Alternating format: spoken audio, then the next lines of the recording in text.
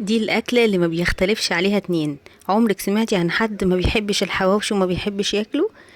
السلام عليكم ورحمة الله وبركاته، يا رب تكونوا بخير.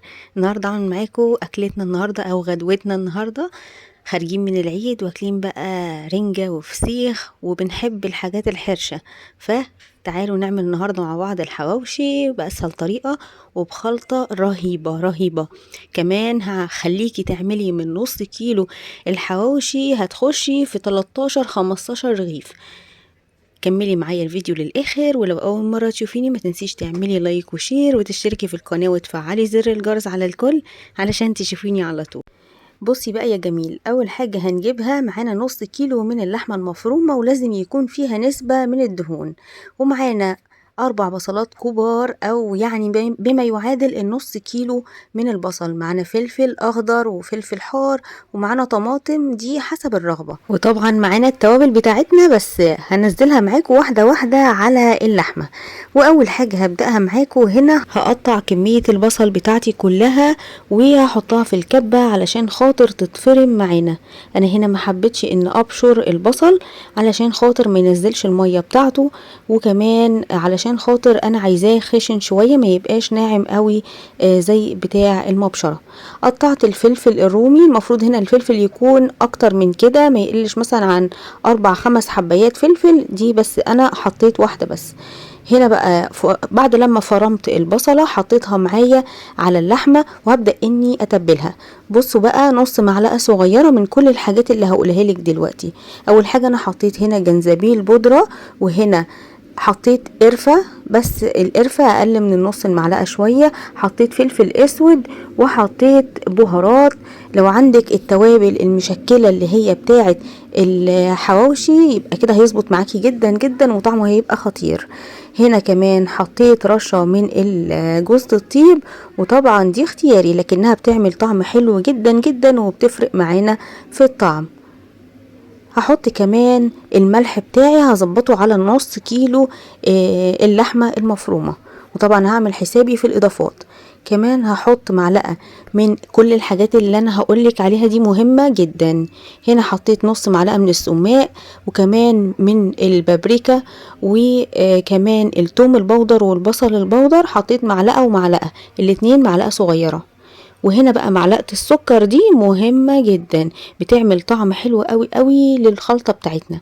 جبت بقى الطماطم بتاعتي، انا هقطع حباية واحدة، انا كنت جايبة حبايتين لكن رجعت في كلامي وهقطع حباية واحدة بس. شرط هنا الطماطم ما تكونش طرية ومليانة مية علشان ما تفكش معانا الخلطة بتاعتنا وتبقى مليانة مية وتطري الحواوشي بتاعنا. احنا عايزينه يبقى مقرمش كده زي بتاع الشارع واحلى كمان. هنقطع الطماطمية زي ما انتوا شايفين كده مكعبات صغيرة خالص علشان ما تبقاش مالية الرغيف من جوه وتضايقنا وما نعرفش ان احنا نسويه كويس. انا هنا كان معايا بصلاية خضراء قطعتها، طبعا بتفرق جدا وبتدي طعم خطير، بس لو مش عندك مفيش مشكلة.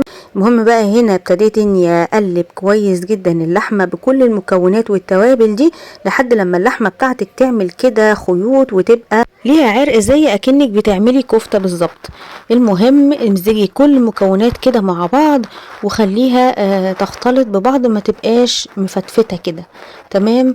هنا بقى اهم حاجة واهم اضافة ممكن تحطيها في المرحلة دي، تجيبي معلقتين سمنة بلدي او سمنة نباتي او زيت. انا هنا حطيت بقى شوية من الزيت، ودي مهمة جدا بتخلي اللحمة بتاعتك تستوي كويس والرغيف يقرمش معاكي. هنا بقى الفلفل الحار انا مش هحطه دلوقتي علشان خاطر في اطفال هتاكل معانا، لكن انا هقسم اللحمة دي نصين وهبدأ اني احط عليها في جزء منها فلفل من الحار. طبعا احنا ما قصرناش وحطينا فلفل اخضر فما فيش اي مشكلة. هقلب بقى المكونات بتاعتي مع معلقتين الزيت، معلقتين كبار، وبعدين بقى هبدأ اني اجيب العيش اللي محضراه علشان خاطر الحواوشي.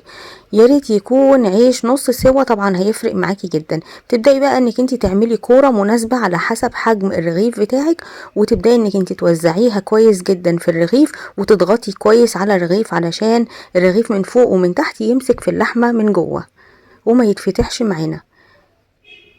زي ما انتوا شايفين الحجم بيبقى مناسب قوي بتاع كورة اللحمة. وبتفرق قوي قوي انك انتي بتعملي كورة كده لما بتضغطي عليها في نص الرغيف بتتوزع كويس، وبتبقى على حسب حجم الرغيف زي ما قلتلكوا. طبعا ما بتحتاجيش انك انتي تدهني الرغيف من جوه اي مادة دهنية، لان احنا حطينا مع اللحمة المادة الدهنية.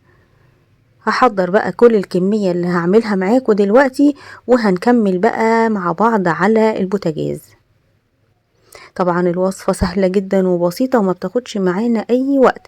عايزة اقولك لو انتي بتحضري الخلطة دي وحطيتيها في التلاجة وطلعتيها على الشغل على طول انك انتي تحشي بيها الحواوشي على طول وتعمليه، هتعملي غدوة يعني مش هتاخد معاكي 10 دقايق او ربع ساعة بالكتير على لما تسوي العيش. هنا بقى حطيت معلقتين كبار من الزيت في اي طاسة عندي ما بتلزقش فيها، وابتديت اني احط فيها رغيف رغيف. طبعا انتي ممكن تعمليها في الاير فراير، ممكن تعمليها في على البوتاجاز، وممكن تدهني العيش من فوق ومن تحت وتحطيهم في صينية وتدخليهم مرة واحدة الفرن.